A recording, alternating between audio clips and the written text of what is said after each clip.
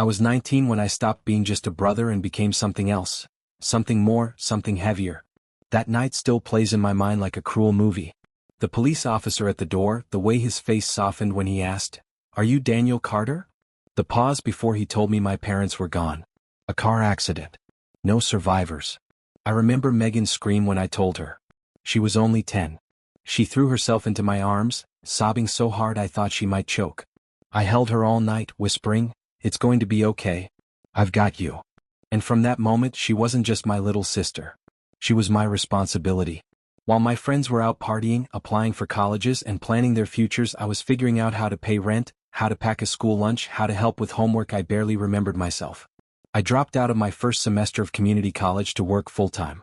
I stocked shelves at a grocery store in the mornings, washed cars in the afternoons, and delivered pizzas at night. Some nights, I was so exhausted I'd fall asleep still wearing my work uniform. But when Megan tiptoed into my room in the morning with a crayon drawing that said, "Best brother ever," it was worth it.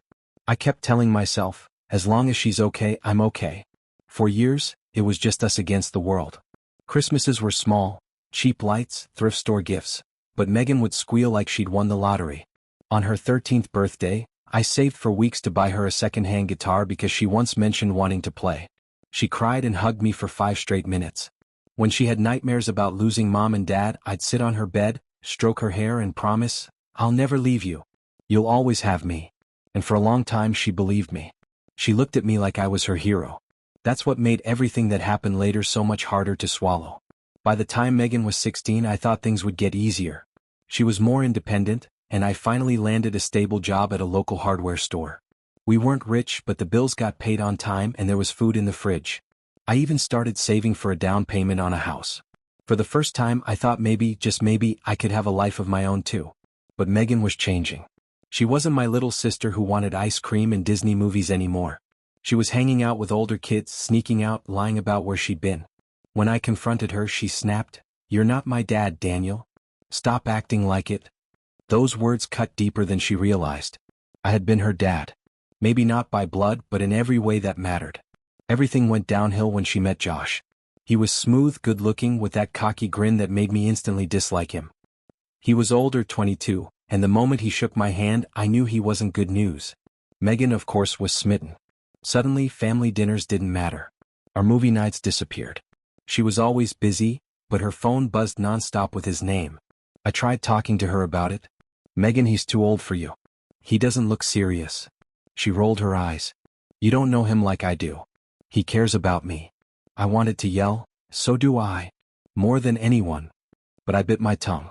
Because deep down I knew, the tighter I held on, the harder she'd push away. 2 years later, when Megan was in college, things hit the point of no return.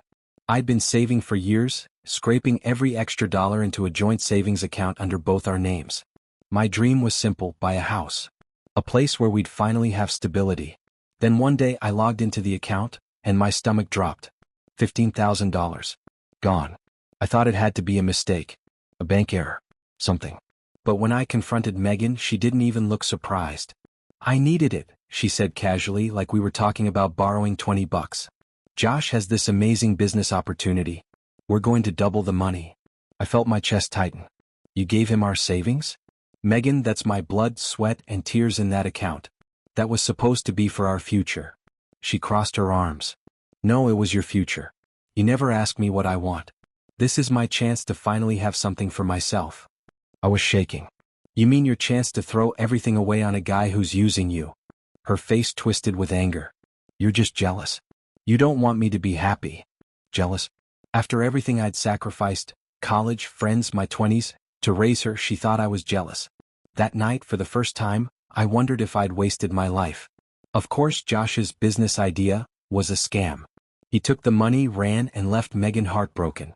When I found out, I thought she'd finally see I was right. That she'd apologize. Instead, she blamed me.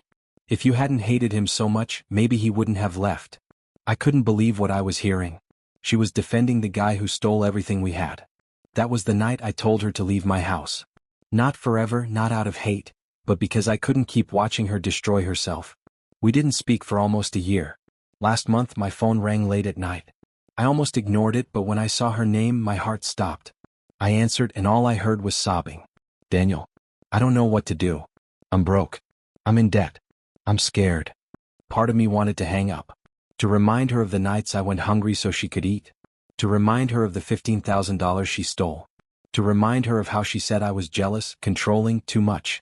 But another part of me remembered the 10-year-old girl clutching my hand at our parents' funeral.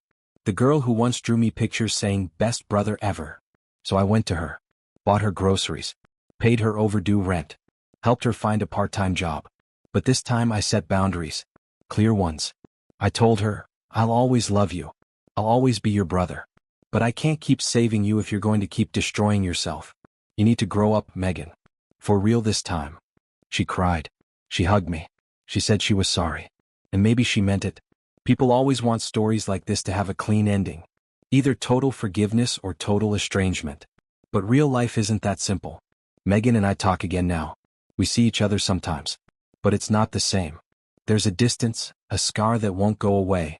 Because the truth is, betrayal doesn't only come from strangers. Sometimes it comes from the people you die for.